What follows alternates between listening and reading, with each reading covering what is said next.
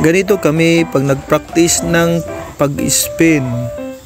Di naman lahat na marunong nito ay hindi dumadaan sa practice. Kaya tingnan nyo, ganun, hindi perfecto. Kasi talagang ganun na mag-practice. Magkamali, uulitin. Magkamali, ulitin ulit. Ang importante, hindi ka lang susuko. Ayan. Kahit hindi marunong, basta pagpraktisan mo, kaya mong magawa. Kung anong sa isip mo, kung confident ka lang na talagang kaya mo, talagang magawa mo. Ayun, no? Ayun, hindi na mahulog yung plato, dalawa. Pinaikot ko sa dalawang kamay. Pati si Doydoy, marunong na rin. Ito si Doydoy natuto dahil tinuruan ko. Pero ako dati walang nagturo, ang tagal kong natuto kasi research ko talaga kung paano magpaikot. Mas madali kung may magturo na marunong kaysa walang nagturo sa'yo, ikaw lang. Ikaw lang ang maggawa kung paano. Napakahirap. Ayun. Medyo maganda na yung pag-practice namin.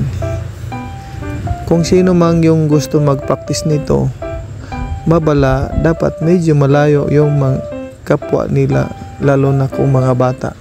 Kasi di maiwasan malaglag ang plato at makakos na accident. Kaya iwasan yung malapit sa mga bata. Delikado kasi, lalo na pag nag-practice ka pa. Hindi maiwasan malaglag ang plato.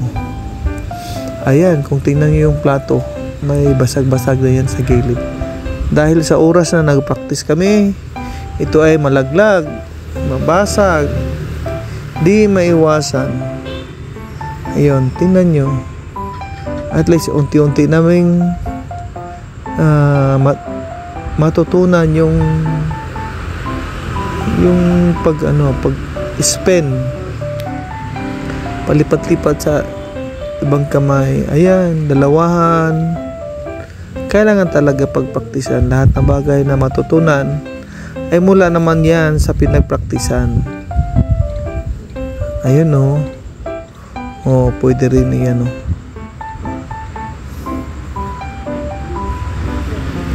Pero di maiwasan magkamali. Huwag yung gayahin pag hindi masyadong safety. Kailangan safety. Dapat yung, kung may mga batang manood, dapat malayo. Ayun, no. Ganun lang yan.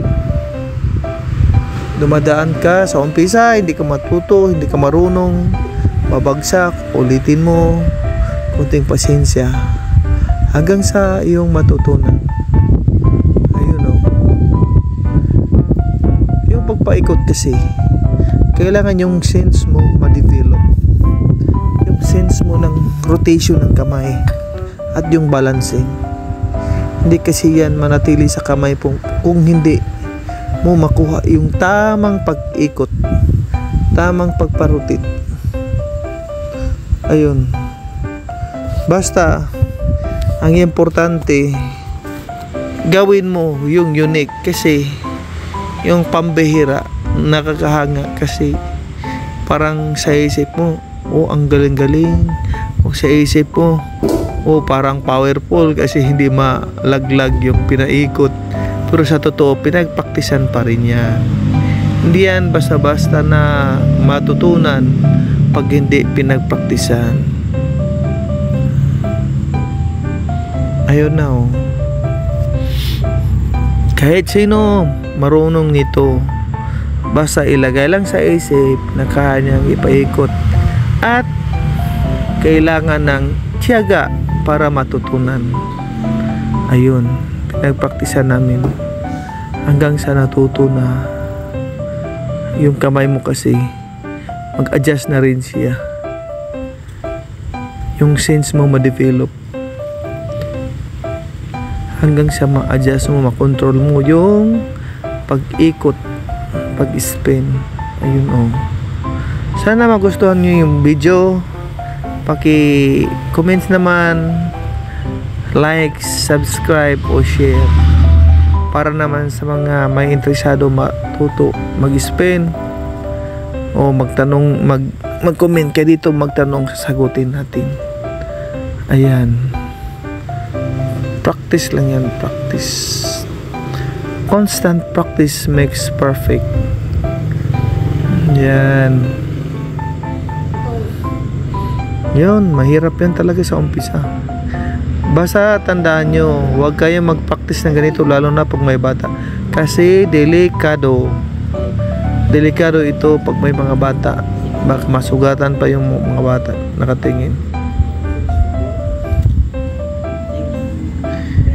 Isipin nyo, walang natuto na hindi dumadaan sa pag-practice. Lahat na bagay ay pinagpraktisan para matutunan. Yahoo!